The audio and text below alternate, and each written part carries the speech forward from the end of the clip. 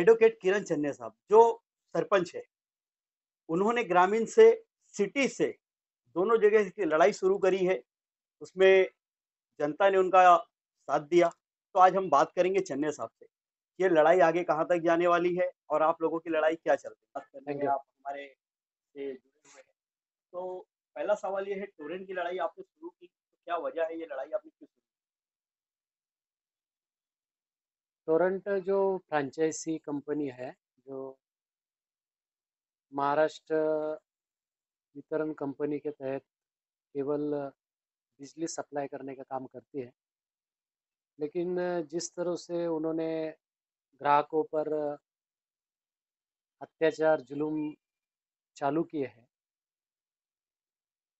उनके लिए जो कुछ कायदे में जो प्रावधान है, उस प्रावधान का उल्लंघन करके कस्टमर को एक तरह से आर्थिक लूट की जा रही है। तो इस बारे में चाहे अमीर रहे या गरीब रहे, ग्रामीण क्षेत्र से रहे या शहर से रहे, सभी लोगों में एक बहुत बड़ा आक्रोश है।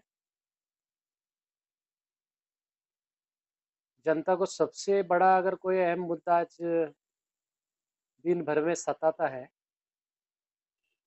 तो टोरेंट का बिल कैसे भरे। तो इसलिए मुझे लगा कि सब लोगों को साथ में आना चाहिए और कंपनी से बात कर ना करते हुए, टोरेंट कंपनी से बात ना करते हुए सरकार से अपील करनी चाहिए। सरकार के पास मांग रखनी चाहिए कि हमको फ्रेंचाइजी नहीं चाहिए, आप एमईसीबी की पुनर्स्थापना करो। लोगों के बीच गए और लोगों ने भी अच्छा सपोर्ट किया और टोरेंट अत्याचार विरोधी जनसंघर्ष समिति की हमने स्थापना की, जिसका मैं संयोजक रहा और हूँ। साथ में बहुत सारे आंदोलन करने वाले साथी जुड़े,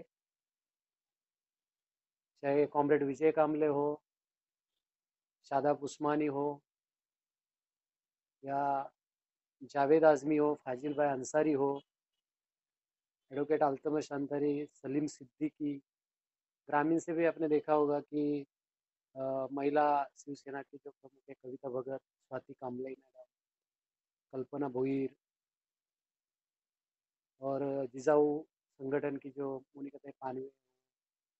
तो इससे बहुत सारे जो गुट है, जो सोशल वर्कर है, जुड़ते गए और हमने एक बहुत बड़ा मोर्चा 21 तारीख को किया। तो मुझे लगता है कि ग्रामीण क्षेत्र से और शहर से जो आक्रोश था, उस आक्रोश को महाराष्ट्र गवर्नमेंट तक पहुंचाना जरूरी था। और आपने देखा भी कि उसी दरमियान असेंबली का अधिवेशन चालू था, तो उस मोर्चे को लेकर पूरी सियासत हिल गई थी। जो न बोलने वाले आमदार थे वो भी बोलना चालू कर दिए थे। सभी आमदारों ने प्रश्नों को उठाया, लेकिन मुझे अचंभा उस बात का लगा कि जो ऊर्जा मंत्री है विद्यमान देवेंद्र फडणवीस जी, वो बहुत ही तरफदारी कर रहे थे टोरंटो की। तो इसलिए हमने आज़ादी के दिन भी 15 अगस्त को एक प्रतीकात्मक आंदोलन किया, जिस आंदोलन के तहत सभी जाति धर्म और सर्वभाषिक जनता का हमने एकता का सम्मेलन लिया टोरंटो के विरोध में, जिसमें हजारों के तादाद में लोग शामिल हुए। तो हमने बात रखी गवर्नमेंट के सामने कि टोरंटो भ्रष्टाचार कर रही है। अगर हिम्मत है गवर्नमेंट में, तो गवर्नमेंट इसमें एसआईटी की स्थापना करे, क्योंकि कंज्यूमर के जो 3 लाख मीटर एमएससीपी के लगे थे, वो 3 लाख मीटर उखाड़ के लेके गई टोरेंट कंपनी। उन्होंने अपने खुद के मीटर लगाए।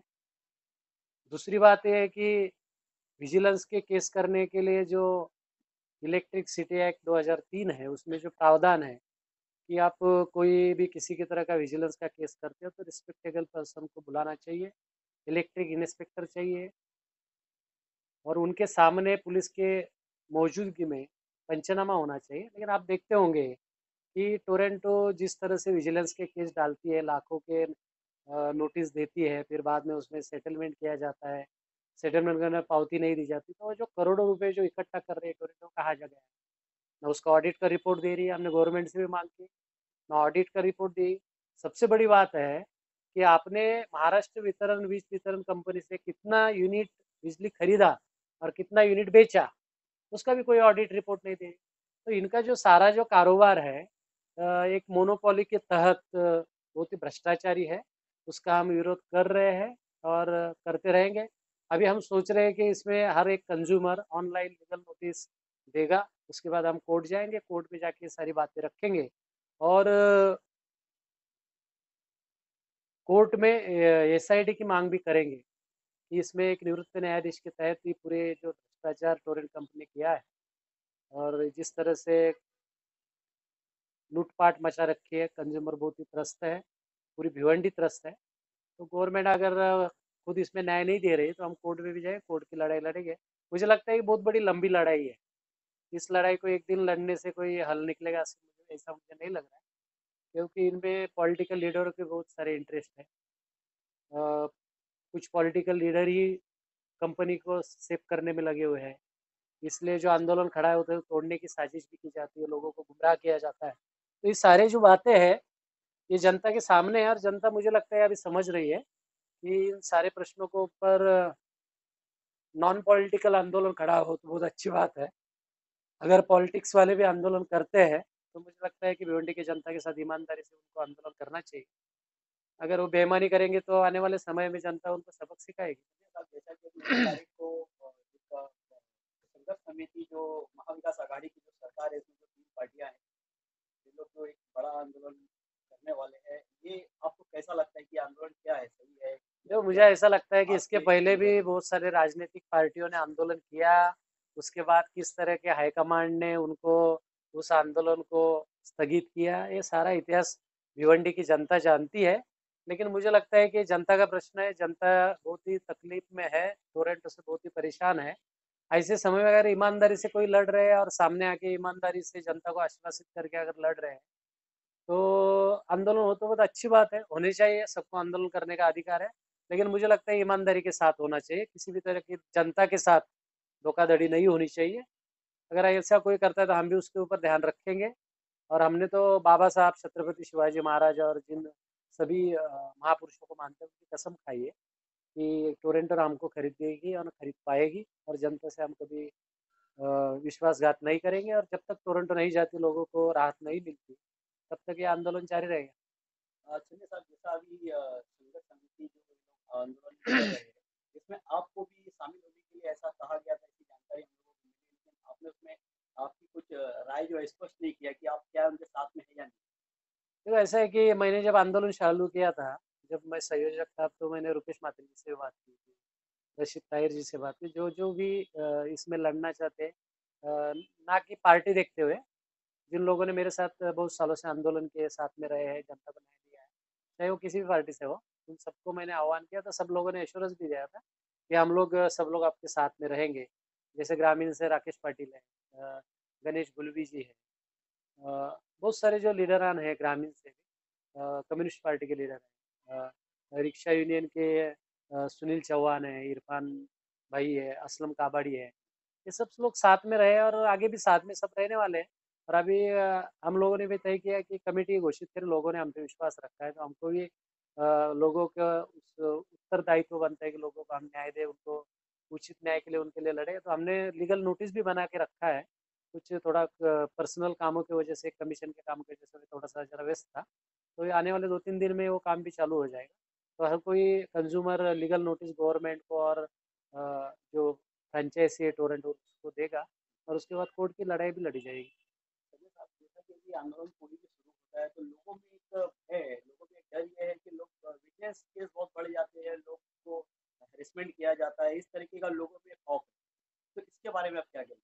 देखो अभी भी मेरे बाहर 2 बूढ़ी औरतें बैठी है, हर रोज लोग आते हैं, तो मैं लोगों को कहता हूँ कि जो भी कहना है मुंह से मत कहो, लिखित में दे दो। तो लोग कंप्लेंट्स फाइल कर रहे हैं। अभी वो लेडीज आई है, उसका पति मर गया है, घर पे कोई काम करने वाला नहीं है, उसको 46,000 का मीटर बिल है, पति कब का मर चुका है, वो किधर बर्तन मांजने का काम करते, बोलती कि पहले 46,000 रुपया भरो फिर आपका मीटर लगा देंगे। इस तरह की जाति तो चालू है। कुछ सहूलियत देनी चाहिए, कुछ उसके लिए बहुत बड़ा प्लान गवर्नमेंट को बनाना चाहिए। लेकिन एक ऊपर ऊपर की चर्चा होती है। और विजिलेंस के केस तो मुझे अभी लग रहा है कि लोग भी जागरूक हो गए हैं। कोई विजिलेंस केस करने जाता है टोरंटो वाला तो उसको भगा भी रहे लोग। तो मुझे लगता है लोगों में अवेयरनेस आ रहा है कायदे के बारे में, आगे आगे चल के आ रहा है। चलिए साहब, एक सवाल और और जैसा कि अभी नया मीटर के लिए जो हम लोग डॉक्यूमेंट मांगते हैं, वो डॉक्यूमेंट उसमें अगर कुछ भी 19-20 कमी होती है, उसकी वजह से वो मीटर अब ये नहीं करते हैं, उनको दिया नहीं जाता कस्टमर को, तो वो पावर दूसरी तरीके से चलाते हैं, तो उनके ऊपर भी जो है कार्रवाई होती है। ये मीटर क्यों नहीं दे रहे लोग, मतलब इसकी वजह क्या है कि लोगों को चोरी करने में मजबूरी क्यों है, क्यों मजबूर हो रहे हैं? देखो, टोरेंट ने 24 घंटा बिजली देने का वादा किया। टोरेंट ने जिस तरह से उनका जो इंफ्रास्ट्रक्चर है आप देखोगे, तो जिस तरह से होना चाहिए वैसे बनाया नहीं, अंडरग्राउंड लाइन डालने वाले तो नहीं डाला। दूसरी बात है कि मीटर, एक तो आप एबीसीबी के मीटर लेके गए, उस मीटर का क्या किया वो मालूम नहीं, और ऊपर से लोगों को फिर इस तरह की जाति करना कि तुम्हारा पुराना जो एरियर्स है, एबीसीबी का एरियर्स है, वो भरो। तो मुझे लगता है कि गवर्नमेंट को कुछ पॉलिसी बनानी चाहिए, क्योंकि बिजली, पानी और घर, ये हर कोई नागरिक का संवैधानिक अधिकार है, और ये बिजली, सस्ती बिजली मिले, ये देने का काम भी स्टेट गवर्नमेंट का है। तो स्टेट गवर्नमेंट अगर टोरेंट कंपनी की तरफदारी कर रही है और कंज्यूमर की तरफ ध्यान नहीं दे रहे, तो आने वाले समय में कंज्यूमर उनको अच्छा सबक सिखाएंगे गवर्नमेंट को, क्योंकि भिवंडी की जनता इतनी मूर्ख तो नहीं है कि सबसे महंगी बिजली भिवंडी वाले खरीदी और शांत बैठेंगे। तो ऐसे लोग शांत बैठने वाले नहीं, लोग इसके खिलाफ में लड़ेंगे। 2019 में हम लोगों ने सब लोगों ने देखा था कि देवेंद्र फडणवीस लोकसभा चुनाव में चुनाव प्रचार में आए थे और हम्म। उन्होंने एक मंच से जो है टोरेंट को भगाएंगे, टोरेंट के खिलाफ कार्रवाई करेंगे, ऐसा करके उन्होंने एक वीडियो उनका वायरल हुआ था। उसके बाद से जब सत्ता में अभी वो आए हैं और क्या उनका भी बोलना है, और पहले कुछ और बोलना था, कपिल पटेल साहब का भी बोलना वही था, लेकिन आज कुछ बोलने के लिए तैयार नहीं है। इस पे ये क्या कहेंगे? भाजपा गवर्नमेंट एक जुमलेबाज सरकार है। ये आपको खाली चॉकलेट दिखाते हैं इलेक्शन के टाइम, बाद में कुछ भी काम नहीं करते। अ, खाली जुमलेबाजी करना, लोगों को मिसगाइड करना और लोगों का वोट लेना, फिर बाद में कुछ काम नहीं करना। ये सारा हम भिवंडी का नक्शा देखो, भिवंडी की क्या हालत हो गई है, रास्ते से लेके बिजली से लेके पानी से लेके हर हर हर कोई चीज का भिवंडी का अंदर केवल राजकारण होता है ना, उसको मानवता के ह्यूमैनिटी के तौर पे देखा जाता है। कभी जात का कार्ड चलाया जाए, कभी धर्म का कार्ड चलाया जाए, कभी भाषा का कार्ड चलाया जाएगा। तो लोगों को मूर्ख बनाने का काम राजनीतिक चंद लोग कर रहे हैं।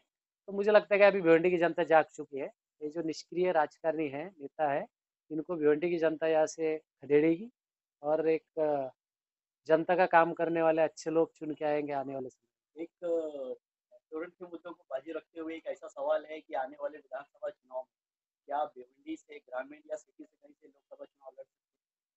क्या इच्छा मैं आपकी? लोकसभा चुनाव नहीं लड़ने जा रहा हूँ मेरे, लेकिन मुझे लगता है कि जनता जब मांग कर रही है आपको कि आप विधानसभा की चुनाव लड़ो, तो मुझे लगता है हम जनता के लिए जीते हैं। हम जनता को सोशल एक नया वर्कर है। नया चेहरा चाहिए। जनता जनता अगर डिमांड कर रही है कि आप लड़ो, तो मुझे लगता है कि जनता को निराश नहीं करना चाहिए।